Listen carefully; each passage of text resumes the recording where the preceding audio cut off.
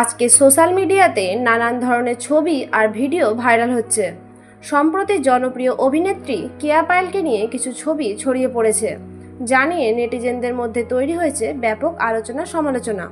অনেকে ভেবেছেন এগুলো নাকি তার আসল ছবি। বিস্তারিত জানার আগে আপনি যদি আমাদের চ্যানেলে নতুন হয়ে থাকেন, আমাদের চ্যানেলটি সাবস্ক্রাইব করে আমাদের সঙ্গে থাকুন। ধন্যবাদ।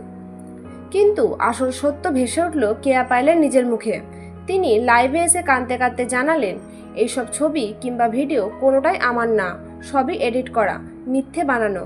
আমার নাম ব্যবহার করে বিভ্রান্তি ছড়ানো হচ্ছে। আমি নিজেও অবাক হচ্ছি, মানুষ কেন এভাবে ভুয়া ছবি বানিয়ে ছড়াচ্ছে।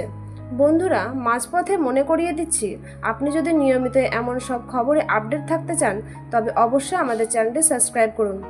কেয়া পায়েল আরও বলেন, আমি সবার কাছে অনুরোধ করব, দয়া করে এসব ভুয়া ছবিতে বিশ্বাস করবেন না। আমার পরিবার, আমার ক্যারিয়ার, সব কিছুর ক্ষতি হচ্ছে। সত্যকে বিকৃত করে এভাবে মানুষকে অপমান করা কোনোভাবেই ঠিক নয়। শেষে তিনি জানান, প্রয়োজনে আইনি ব্যবস্থা নেওয়া হবে এসব ভুয়া কন্টেন্ট নির্মাতাদের বিরুদ্ধে। তাই সবাইকে সচেতন থাকার অনুরোধ, আর ভুয়া ছবির ফাঁদে পা দেবেন না। ধন্যবাদ।